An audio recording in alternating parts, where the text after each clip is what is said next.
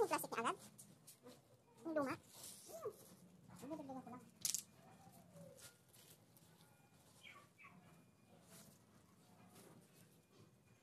Nilalaparan mo.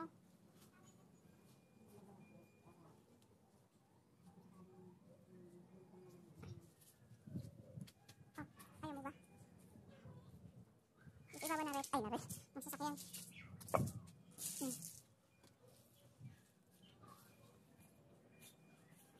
Magkakabit ka na ng anong Christmas light.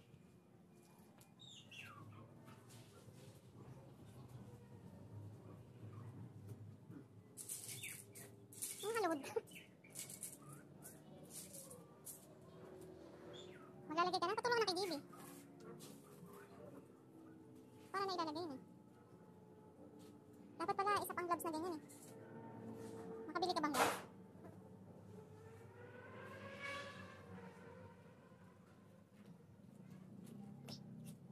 Ano mo na? Check mo muna ito.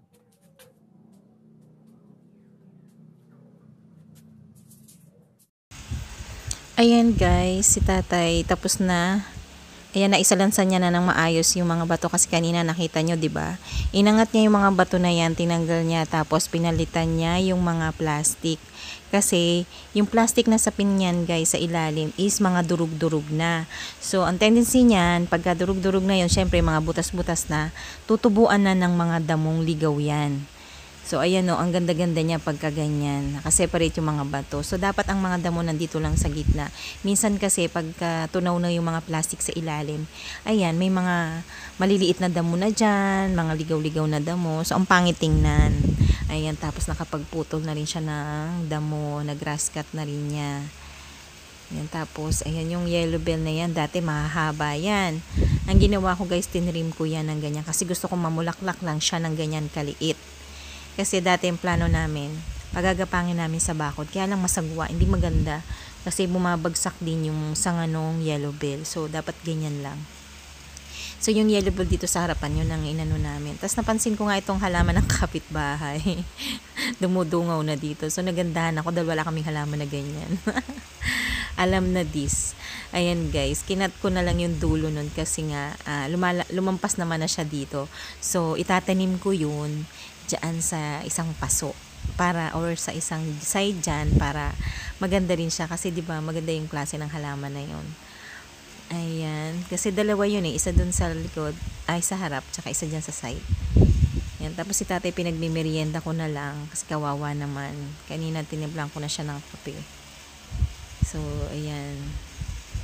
Pagod na siya. Kaya ano-ano na kami. Play na. Gusto na si Talia. Gusto na. Maaliwalas guys. Maganda pala talaga yung may ganitong garden. Yan. Tapos kung may mga anak ka, maliliit, dyan mo na lang sila paglalaruin. Yan si Talia. Nilibang-libang na lang namin dyan para hindi talaga siyang mag-gadget. Kasi pagka hindi mo rin sinamahan sa labas, hindi rin siya lalabas. So, ayan, napahinga siya sa kaka-gadget niya, kaka-cellphone niya. So, ayan, para yung mata niya rin na i-exercise, nakakatingin sa malayo. Kasi pag maghapon sa cellphone or ilang oras sa cellphone, ayan ang mangyayari guys. Yung mga mata nila lalabo. So, tayong mga age natin na ito ngayon, no? 'Di ba nung panahon natin, wala pang cellphone. So, medyo malinaw-linaw pang mata natin. Ngayon, karamihan sa mga bata, 5 years old, 2 years old, yung iba yata, or 7, nakasalamin na. Yan yung mga pandemic babies. Makita ko ngayon, mga nakasalamin na sila. Kasi nung time na yon ay puro sa loob ng bahay, bawal lumabas. Yun, tapos cellphone lang ang pinagkakalibangan, computer, TV, yan. Kaya si Talia, inaano namin na ganito. Pag may time talaga nasa labas kami, labas din siya. Yan, laro-laro siya dyan sa harapan.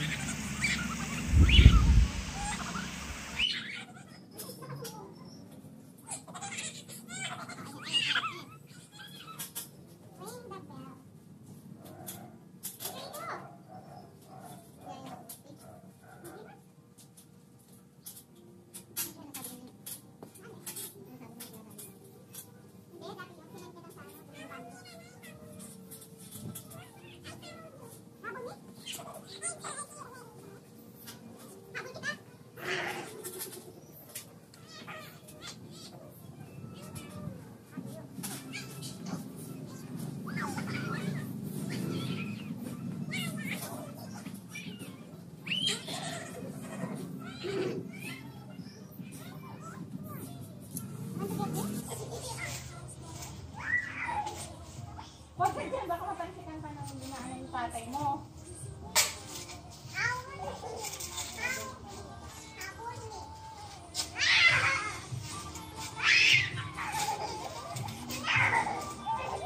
May mga kagat ka na, oh. May mga kagat ka na.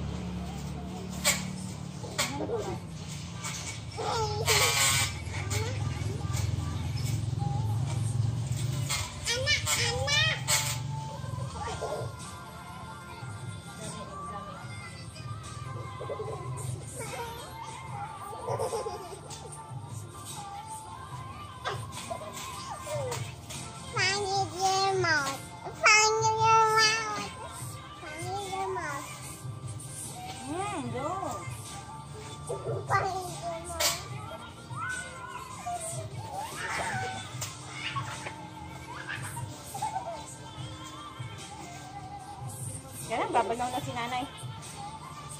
I have flowers. Yeah. Habol kita, oh, habol. Habol. Kaya habol. What?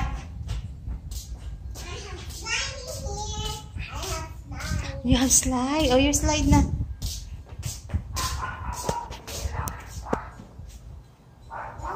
Mukha rin niya. Gawa mo.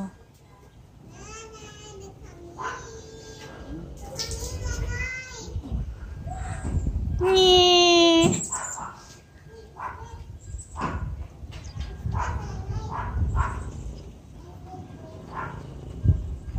Tanda ka, baka madulas ka, ha? Pupunta dyan, Talia, dirty.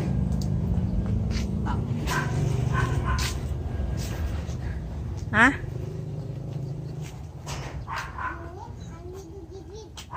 Ang dilig. Ang dilig. Sweat pa. Hala. May tumatawag. Ayan guys, ang batang bulilit, sayaw ng sayaw, dance daw siya. Lagi niya akong tinatawag na nanay, look at me.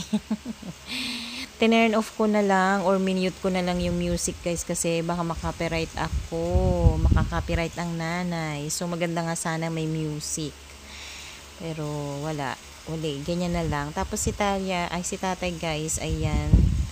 Continuous ang linis. Naglilinis siya dito sa second floor kasi ang dami na naman pupo ng mga ibon, pupo ng mga paniki, ng mga insekto, mga butiki, ayan, marami dyan. Kaya so, dito kasi sa wall na yan, mga butiki lagi ang nandyan. So, mga pupo ng butiki, mga itim-itim.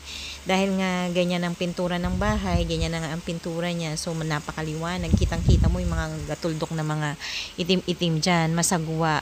Ayan, ginamitan na ni tatay ng map. Pero sabi ko, pwede naman, yung map niya kasi may sabon, tsaka may Clorox. So, baka kako pumatak yung tubig dyan sa mukha niya, sa bibig niya. Kaya sabi ko sa kanya, pwede naman na basa na lang.